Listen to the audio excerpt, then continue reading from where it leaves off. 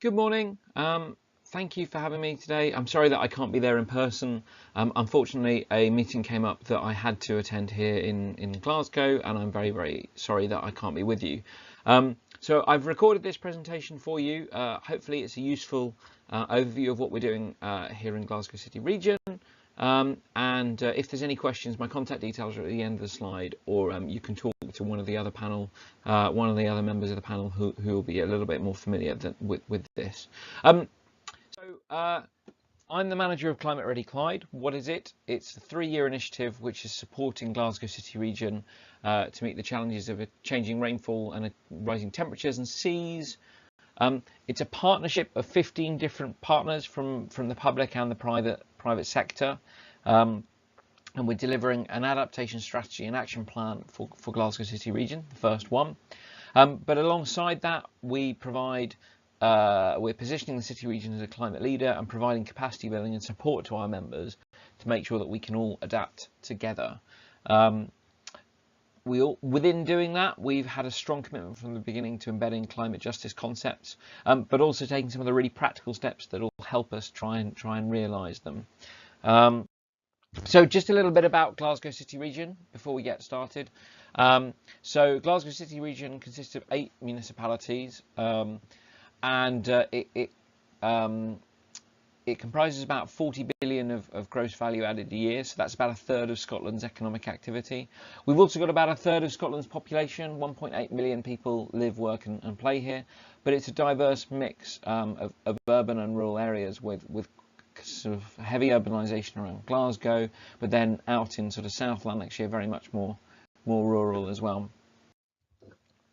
But it's also quite an uneven and unequal city region. So this graph here shows you the Scottish Index of Multiple Deprivation. So the most deprived areas in Scotland relative to one another. And as you can see, six of the eight municipalities are sitting fairly near the top, but also a couple quite near the bottom as well. So it shows you that we're sort of in a difficult place to start from, but it's also a reason to focus on the issue. And just a kind of a quick illustration of how that translates in practice.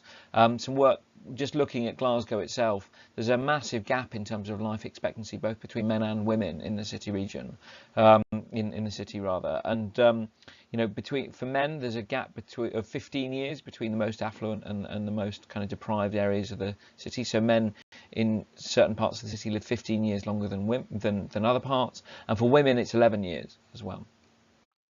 And in terms of when you start to look at what that means, when you start to think of climate change, this kind of map here shows you flood disadvantage within the city region. So looking at social vulnerability to flooding as well as exposure, and then kind of how that manifests itself over time. And this is some of the projections for the 2050s under climate change for both sort of river and coastal flooding and surface water flooding.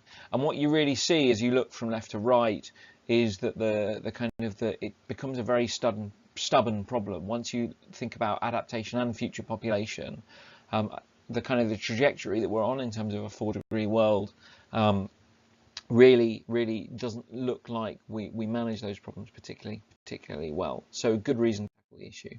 So how are we doing it? So the city region's been looking at social justice and climate justice across the development of its adaptation strategy and action plan, really through three types of activity. One is around our evidence development and our risk assessment. We've just completed a climate change risk assessment for the city region.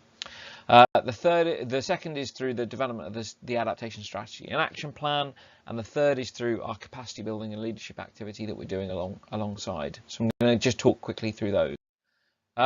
So I talked about evidence development. We've just published our climate change risk and opportunity assessment, and that's looked at the extent to which social justice and climate justice was considered as a cross-cutting issue across all of our 67 climate change risks and opportunities.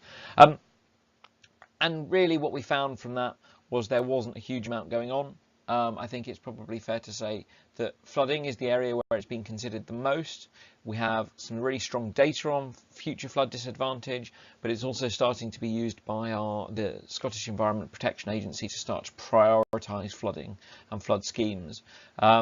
So that was really positive, but in other areas, really no evidence of, or no data and evidence to show what the scale of the problem could be, but also very little data on or evidence of it being considered actively as an issue. And I think that will change going forward, and I'll come on to why in a little bit. We also had an economic implication study, and that did look at the distributional implications of climate change. So, for example, the kind of spread of flooding, but also the kind of the costs of heating and cooling. So the changes in heating cooling arrangements and who bears those. Alongside our risk assessment, we did have a look at in a little bit more detail about what's going on around the flooding world, and we had a student at the University of Leeds have a look at how social justice was being embedded into the flood policy framework. All of the evidence that I've just talked about there is available to download online on our website at climatereadyclyde.org.uk, and there's a link at the end of this presentation as well. So the second element of how we're thinking about climate justice within Glasgow City Region is through our adaptation strategy and action plan. And before I go into the detail of this, I thought it would just be useful to have a couple of slides which gives you context for how we're approaching the overall strategy before we then talk about particularly the climate justice elements within it. So at the moment we're planning, the first strategy is due in 2020, due in next year, and we'll look at the actions needed to manage climate change risk through to 2025, but the actions needed through to 2025 to manage risk to the end of the century. And so we're starting to think about what's the overall level of climate resilience we should be planning for, and how do we prepare for that and start to align all the work of different partners. So the way that we're approaching this in general, we are looking to propose a floor target of resilience to 1.5 degrees, which is that red line across the bottom. But then really building the kind of the ambitions and the adaptive capacity of the city region to be ready for that range of pathways between, I suppose, where we're projected to go through on a baseline scenario, so for sort of 4 to 5 degrees of warming by the end of the century. Or to start to look at kind of current policies and pledges where we are on the Paris Agreement, or to think about the 1.5 degree consistent pathway. And that's really important because the amount of preparation we have to think about really depends on how the world does on reducing emissions. So the idea is that we will start to build that capacity for that variety of futures, but really with a view to reviewing every 5 or 10 years as global mitigation efforts ramp up. But we know that those long-term climate risks that we've identified are beyond the policy cycle, and so it doesn't really make sense to spend now for those benefits in 2050, especially where there's a lot of uncertainty. So we're looking at prioritising early adaptation, i.e. what do we do in the next 5 years? And that's really looking at 3 areas. So looking at existing climate issues, so where climate change or extreme weather rather, and kind of the climate today is already having issues, and trying to prioritise no regret or low regret actions, which reduces our kind of current variability and builds that future resilience. We're looking at intervention in decisions with a long lifetime, so major infrastructure or the built environment, to avoid locking in some of those future risks. And really starting to think about the early steps that we need for decisions which long lead times or involve major future change in future. So in that process of developing our strategy and action plan, we have a number of different activities which we're undertaking, which will help us think about the kind of the justice elements, so the distributive, the kind of the intergenerational, and also the procedural. So that's really split into two areas. So procedural in terms of the processes we're going through to produce the strategy and the action plan, and the outcomes. So thinking about how the actions that we will take will influence overall the kind of the justice issues in relation to the outcomes of adaptation. So from a procedural perspective, we're holding workshops with the public in areas which are most socially vulnerable to flooding and to heat, to identify what's needed and to understand the perspectives of communities. And we think that's really important to make sure there's a direct input. We're not really planning to run similar kind of workshops all over Glasgow City Region. It would be quite resource intensive, but we're planning to do that, and we're doing that in conjunction with Heriot-Watt University. The second aspect of it relates to the Fairer Scotland duty. So as of last year, there's a legal responsibility on public bodies in Scotland to actively consider how they can reduce inequalities of outcome caused by socioeconomic disadvantage when making our strategic decisions. So we will have to do a written assessment of that, and really what we'll be doing is writing about documenting the process that we're going through and our assessment of the outcomes of the strategy as well. And then the final way that we're thinking about that is we're hosting an embedded artist as part of a Creative Europe project called Cultural Adaptations. And this is a bit of an experiment, but they're there to help the Secretariat of Climate Ready Clyde and really think about the development of the strategy and the action plan differently, using their artistic kind of perspective. And one of the things that we've asked Leslie Ann, who is our embedded artist, to do is to really think about bringing the voice of those who are most impacted by climate change and by extreme weather into that process, and act as a bit of a check on the overall approach that we take.